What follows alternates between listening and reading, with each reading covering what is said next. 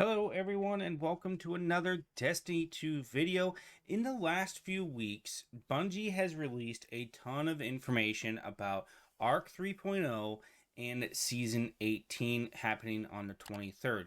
So what I thought I'd do is I compile all of the information into one video, or all the what I think the highlights of that information are into one video, and then give you a preparation guide for this weekend, as it's our last weekend to get ready for the new season. So without further ado, let's get right into it.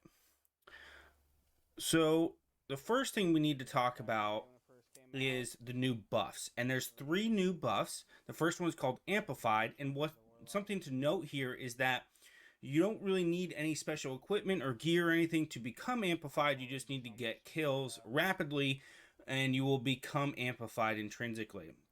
The second one is Speed Booster. Speed Booster essentially gives you exactly what it says, a speed boost. This buff will remain when not amplified as long as you keep sprinting. And you also gain a PvE damage resistance buff while you're sprinting. So a great way to stay alive and when you're closing that gap. And the final thing is Ionic Traces. Now these were previously only for the Warlock, but now they're going to be available to all classes. And when you collect them, essentially your cooldowns will shorten. You'll gain ability energy, essentially getting your cooldowns back faster. There are two new arc debuffs. The first one is blind, and it's exactly what it sounds like. In PvE, you'll blind and disorient your targets, and they'll be unable to fire their weapons at you or attack you. In PvP, you'll get a whiteout, a HUD removal, and washed out audio effect for a short time. The second one is jolt. Enemies will periodically send out a chain lightning to nearby enemies, damaging them. So a great way to add clear, it sounds like. We have new arc fragments that they've released, 4 of them in particular. First one being Spark of Beacons. When a player is amplified, arc special weapon kills create a blinding explosion. Now I've linked in some guns here. Think about Forbearance, Insidious, Plug One, Salvager, Salvo, and Nezarec Synth. Essentially, when you are amplified, all of these weapons and so many more are going to be getting intrinsic blinding effect, or blinding grenades, whatever you want to call it. They're going to be intrinsic blinding. So think about that, and when you're curating your builds coming on Tuesday. Spark of Resistance. When surrounded by enemies, the player has increased damage resistance. Now there's a few pieces of gear here I want you to think about. Dune Marchers, the Insurmountable Skull Fort, Assassin's Cowl, right? All of these, and the Vesper of Radius, they could all considerably be, these could be a huge synergistic happy medium for these exotic pieces. So again, think about that when you're curating your builds. Spark of Momentum. Sliding over ammo will reload your weapon and grant a small amount of melee energy. Sliding over heavy ammo increases the amount of energy granted. So again, I want you to think about things like Dune Marchers, Assassin's Cowl, Insurmountable Skull Fort, Winter's Guile, Karnstein Armaments. All of these have the potential to really synergize with the Spark of Momentum.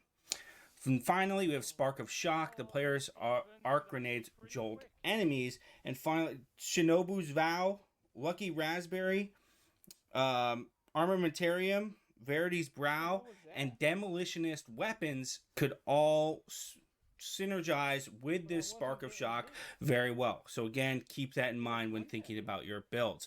Now, these are just 4 of them. They did say that they are coming out with more. This is just a preview. Now, let's look at each class and what they're getting when Arc 3.0 comes out. Hunter is getting 2 supers. Arc Staff is coming back. We all know what that does. But then they're also getting Gathering Storm, which is a brand new super for Arc 3.0. And it reads, leap into the air and hurl their staff into the ground like a spear. Emits damaging bursts that jolt nearby targets, giant bolts of lightning, and overcharges the spear, creating a large damage zone. I'm hoping this means this is going to be a boss DPS primary super for the Hunter because they really need it with it inside Arc 3.0, but it also sounds like it could be a nice ad clearance super as well. So keep an eye on that. We'll be interested to see how that works. They have 2 melees, the combination blow and the disorienting blow. They already have those. And finally, Blink returns. We've all been wanting Blink to come back. We've saw little glimpses of it with the Mask of Bakris, but it's coming back for the Hunters, and I couldn't be more excited about that. Finally, the aspects for the Arc Hunter. First one is Flow State. Second one is Tempest Strike, and then Lethal Current. I'm not going to go through all these. You can see these on screen here, but they all have their ways to synergize very nicely with some of those armor and weapon pieces I described before. Take a look at them and read through them. I think this is it has a lot of build potential for the Hunter. Next is the Arc Warlock, and they're going to have two supers. We have Chaos Reach, which really isn't changing at all from my understanding, and then we have Storm Trance, and that's gonna, while we do have Storm Trance already, it's combining the landfall and the ionic blink effects from top and bottom tree into the same super, into the same tree. So when you have Storm Trance, you're gonna have that landfall and ionic blink abilities within that super. You're gonna have 2 melees, the Ball Lightning. This one's a new one, sending out a floating ball of arc energy that detonates, zapping enemies down from above. So that sounds kind of cool. Very similar, I think, sounds like to the Void melee right now. And then you have Chain Lightning. We have this one before, and that's essentially the Emperor Palpatine, lightning. For the aspects for the Arc Warlock, we have Arc Soul, which we have before. Essentially, it's the same thing. Lightning Strike and Electrostatic Mind. I think that Lightning Strike and Electrostatic Mind are probably going to be the go-tos here, with Arc Soul being very niche and very, I guess, player preferred. I love Arc Souls. I'm really interested to see what it means by the amplified Arc Soul is supercharged, increasing rate of fire. I'm really looking forward to that. And I'm really liking the fact that I could have Arc Soul with Chaos Reach. So I'm an Arc Soul fan, but I do think Lightning Strike and Electrostatic Mind have the ability to synergize with those weapons, those buffs and debuffs a little bit better. The Arc Titan. Supers. 2 supers. They're the same, just with slight reworks, okay? Fists of Havoc adjusted the slam radius. Essentially, it's going to be somewhere between the top and the bottom tree currently. Ground Slam leaves a damaging field in its wake. Slamming from the air causes AoE effect, which is the old top tree effect. Thunder Crash. It's essentially unchanged, but they did say, and this is something to know, is that uncoupling abilities from old subclass system will result in some substantial buffs depending on how players use it. That sounds extremely intriguing to me. Using that with the Cuirass of the Falling Star chess piece, what kind of damage are we going to be able to see out of Thunder Crash? I think that's going to be a boss killer, as it already is, but we're looking that to be our main boss raid dungeon DPS right there. Melees, they're going to have Seismic Strike. We have that already. Soldier's Charge, etc. Ballistic Slam, no change there. Thunderclap is the brand new one. Holding the melee button charges up arc energy to unleash in a quick, powerful jab on our one-punch style blast. The charge isn't stored, so you can't charge it and then run around the map. And Titans must be on the ground and not moving while they charge it. And that's kind of the downfall here. I think it has some great potential, maybe even for some boss DPS in those raids and dungeons. We'll have to see.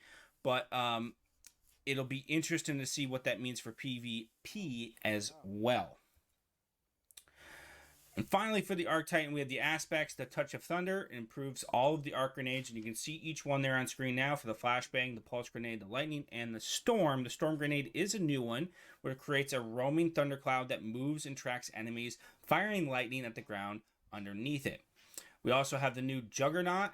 While sprinting and with full class ability energy, the Titan gains an overshield. If amplified, the shield is stronger. We saw this inside of Destiny 1, so it's new to Destiny 2. But we have seen this before, so good thing to see that coming back. Knockout is also new. Melee kills trigger health regen and make the Titan amplified. Critically wounding an enemy or breaking their shield increases melee range and damage. Base melee becomes empowered while knockout is active. So that sounds really nice as well for the Titan. The Titan really seems very well kitted out here inside of Arc, and they might be the Arc meta moving forward. But all three classes have a lot of potential and a lot of build synergizing. I think that can work with each individual class and their own individual traits. Now let's go into some weapon changes. We saw this wasn't in this week's TWAB, but 2 weeks ago or two TWABs ago. First, we need to talk about glaives. Glaives now activate exotic armor perks. So necrotic grips, Karnstein armlets, and the ACDO feedback fences will all trigger those exotic perks when using a glaive. That's huge. I'm especially looking forward to the necrotic grip capabilities there. I actually had Padster send me a necromancer necrotic grip build yesterday for my warlock, so I'm very excited about that. Heavy grenade launchers get a 10% damage buff to majors and above. Anarchy. That's all I gotta say. Thunderlord is now getting overload rounds. Le Monarch is getting overload poison arrows. Malfeasance is getting unstoppable rounds. And Wish Ender is getting anti-barrier arrows. Something to think about. They did come out and say, the Legend of Acreus, don't sleep on it. They literally said in the TWAB yesterday that it's Legend of Acreus' time to shine. So don't sleep on that. If you need it out of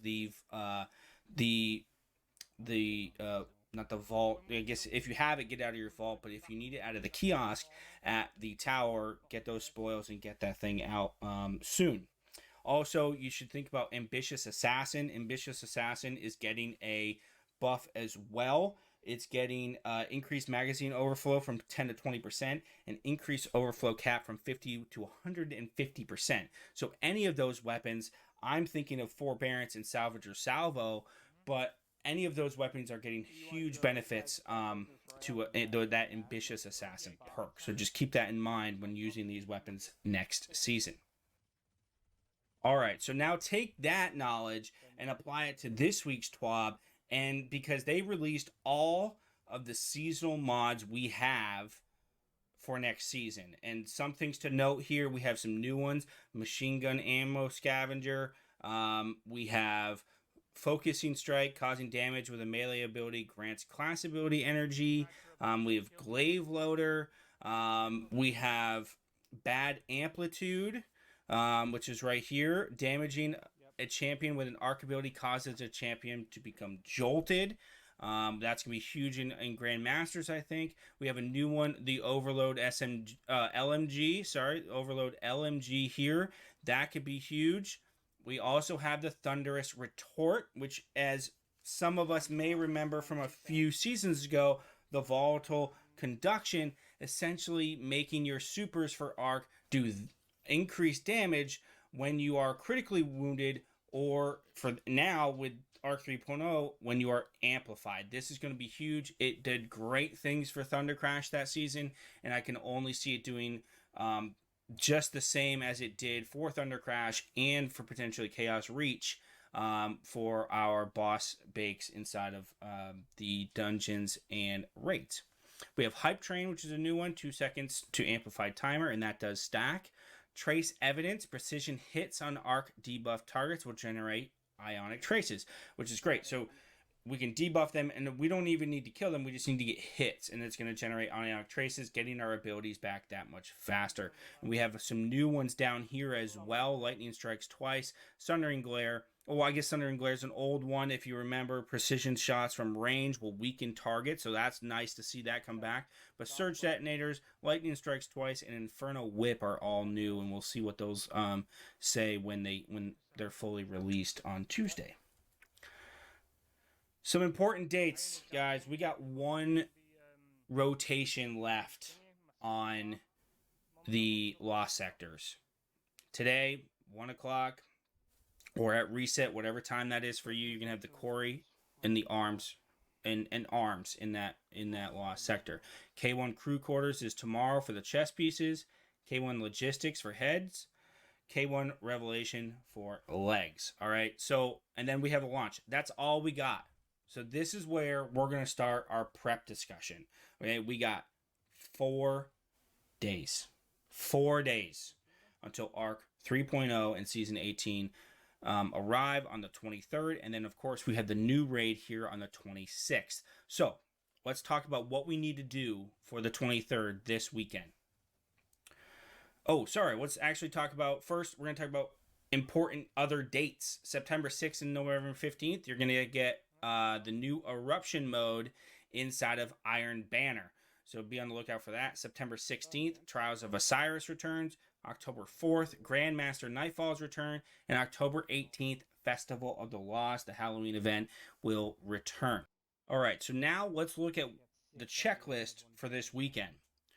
All right, so I've made a little checklist here for you guys to use if you'd like, but this is what we need to focus on this weekend in order to be ready for Tuesday the 23rd at reset. Okay, so first off, we're going to want to complete any seasonal challenges and the seasonal haunted Reaper seal. If you haven't done it yet, focus on that, get it done, because you won't be able to get it after Tuesday.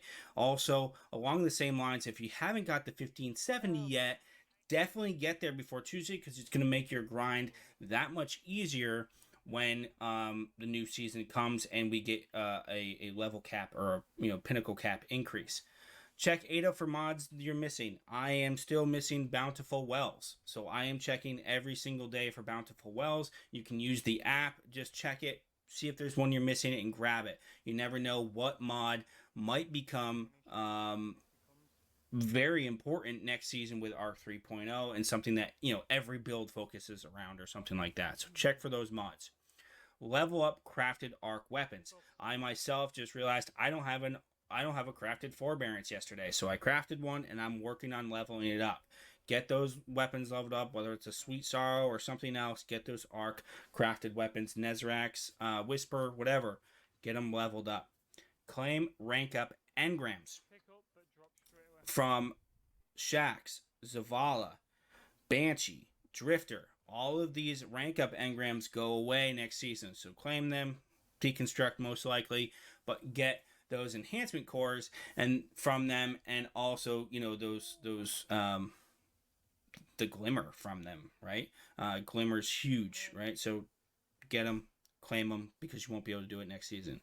Stack up red border weapons. There's always new weapons to craft every season, so grab some red borders as you get them from drops from doing these other things, and just throw them in the vault. That way, when we get to be able to craft weapons next season, we have the materials kind of in storage, right? Whether they're already completed or not, they're there, they're ready to go, and you can have the materials you need to craft those weapons.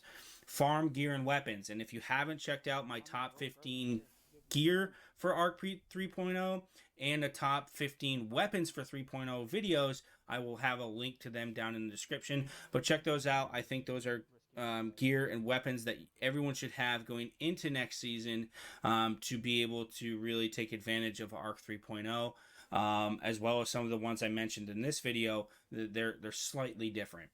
So bounty farm and store for XP. Now, I have never bounty farmed in Destiny 2 for a new season. I don't enjoy doing bounties, but with the raid coming out only 3 days after a new season, I am bounty farming.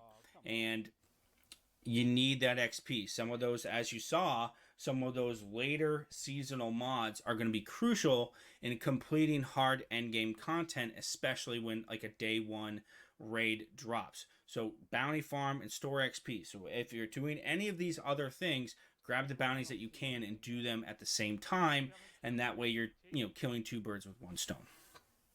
All right, and finally, material pile up. And one thing to note here is the treasure keys from Xur.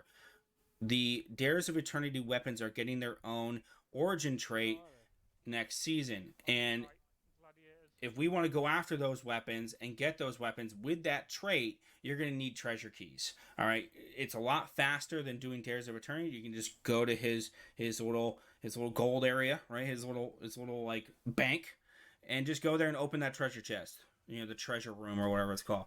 Go there, open the treasure chest, and get a weapon, right? It's that easy. So get some treasure keys, run some dares. If you're leveling up weapons or whatever, just run some dares, right? If you're doing bounties, you got to do that Star Horse bounty. Run some dares, right? It's okay. You know, just you're gonna have to for a weekly bounty from Star Horse anyways. So just get a treasure key. It's cool. Make sure you keep it. Planetary materials. We always use a ton of them.